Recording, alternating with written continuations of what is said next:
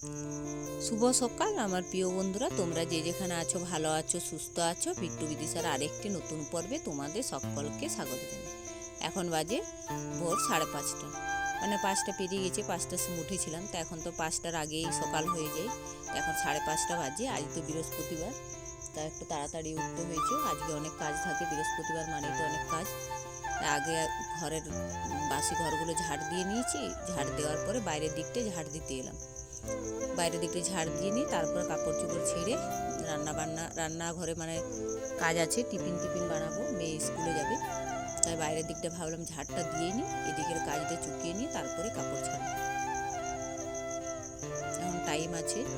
এই যে বাইরের দিকটা পরিষ্কার করে সব দিকটা ঝাড় দেওয়া হয়ে গেল।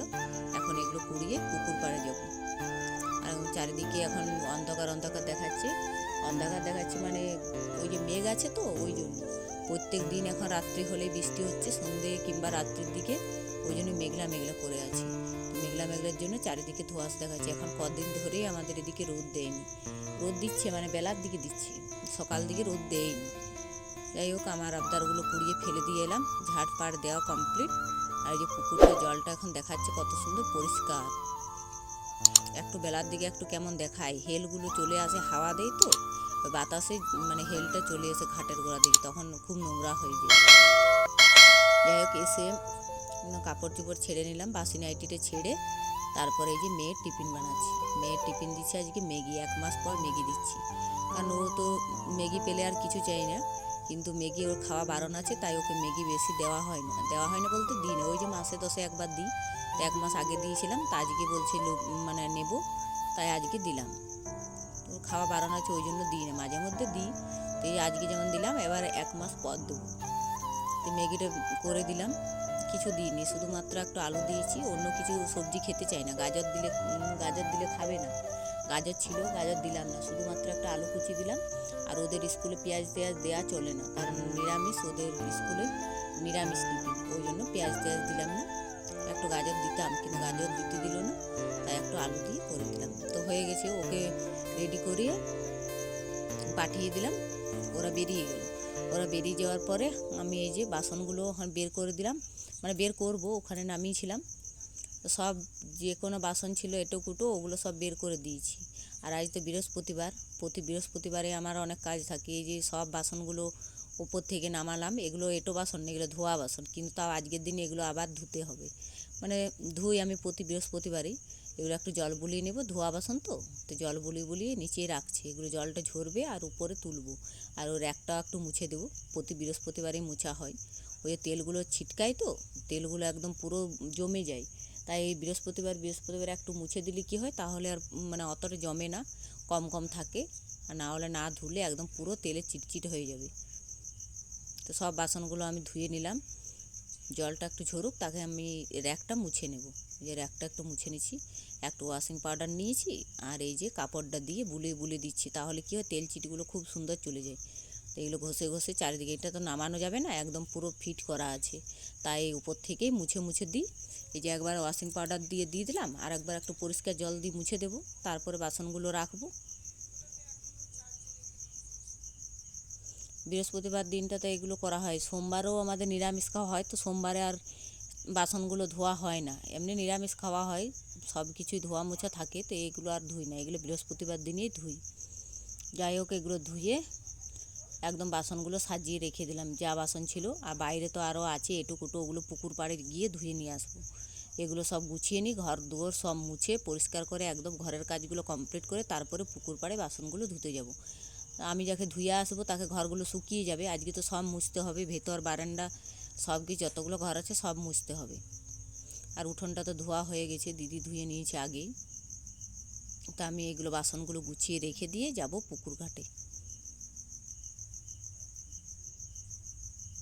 সব গোছগাছ হয়ে আর চলে এলাম পুকুর ঘাটে। যেগুলো এঁটো বাসন ছিল না, মানে এগুলোতে রুটি বানিয়েছিলাম, রুটির জাম, আটার জাম, ওগুলো ছিল, তো সেগুলো নিয়ে এলাম। টিফিন করেছিলাম, কড়াইটা ছিল,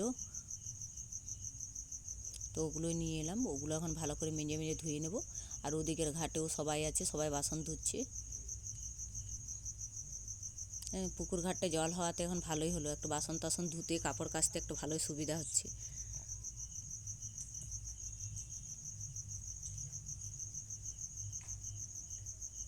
তো এই বাসনগুলো সব মানে প্রায় ধোয়া শেষ, একটু কড়াইটা বুলিয়ে দিলেই হয়ে যাবে।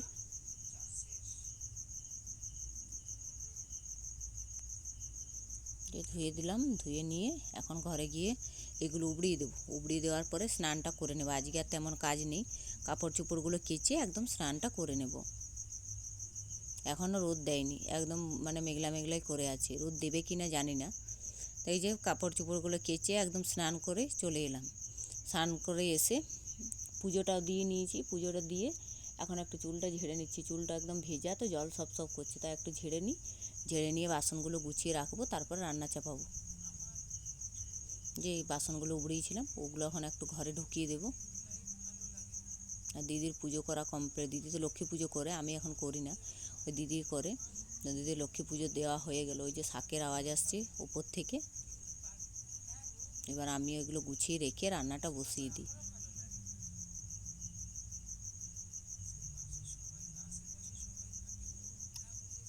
বাসনগুলো একটু গুছিয়ে দিই, যেগুলো আছে সেগুলো।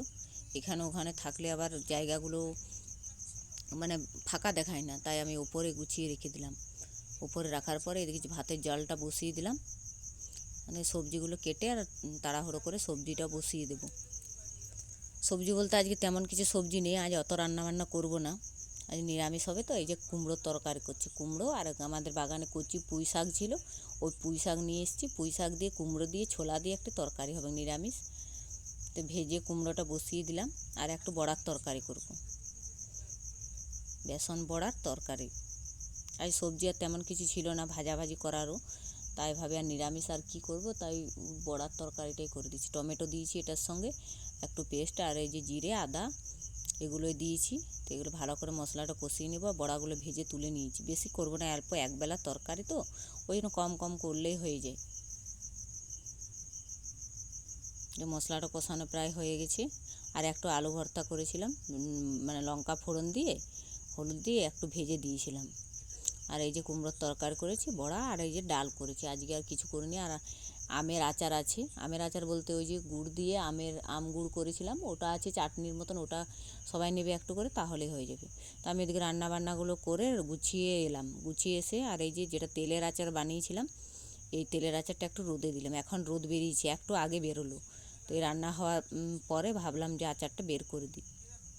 তা আচারটা ওদিকে রোদে দিয়ে দিলাম। দিয়ে আর এই যে বাসনগুলো বলছি, সরি, কাপড়গুলো একটু উল্টিয়ে দিচ্ছি, কারণ রোদ দেয়নি তো সকাল থেকে, এইমাত্র একটু রোদটা বেরিয়েছে।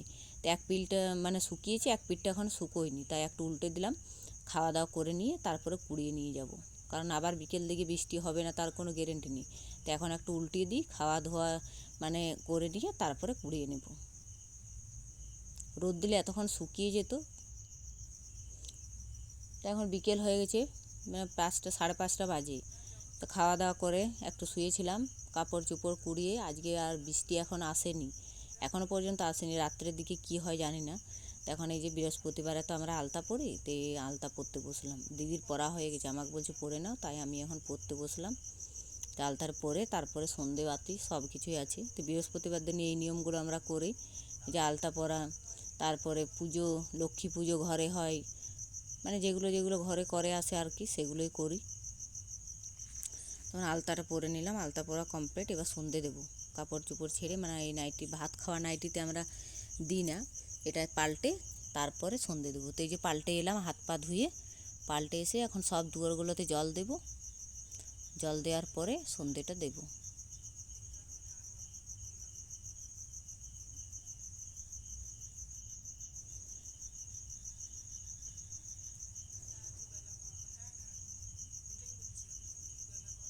সন্ধে দিতে আমাদের অনেকটা টাইম লেগে, মানে আমাদের চারিদিকে দিতে হয় তো, এই যে বাইরে ঘরে এখানে ওখানে। ওই যে দিদির দেওয়া হয়ে গেল, দিদি শাক বাজিয়ে ধুয়ে এলো, আর আমারও দেখানো হলো। তো অনেক জায়গাতে দেখালাম, অনেকটা দেরি হয়ে গেছে। এবার ধূপটা দিয়ে শঙ্কটা বাজিয়ে এবার বইটা পড়ে নেব। আমি পাঁচালি বই পড়ি প্রতি বৃহস্পতিবারই সন্ধে দেওয়ার পরে, তাই বইটাও পড়ে নেব।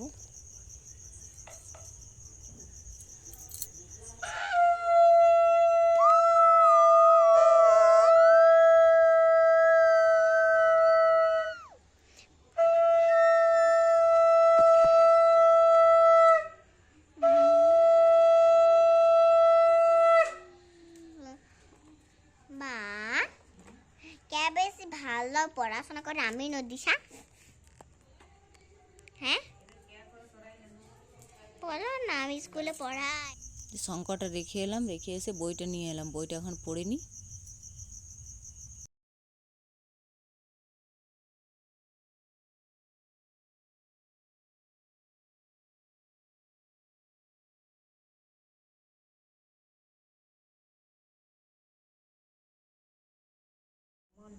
বিদ্যার হইল গৃহ শান্তিনিকেতন, দৈবযোগে একদিন শুনো গুরুবারে বিদ্যার সে বধূগণ লক্ষ্মীব্রত করে, সেই কালে মধু নামে বণিক নন্দন সেই স্থানে উপনীত দৈবযোগে হন। ব্রতের বিধান দেখি সাধুর তনয়, বলে কি ব্রত হইতা কিবা ফলদয়, হেন বাণী শুনি বলে বিদ্যা বধূগণ, করে লক্ষ্মীব্রত যাতে মানস পূরণ।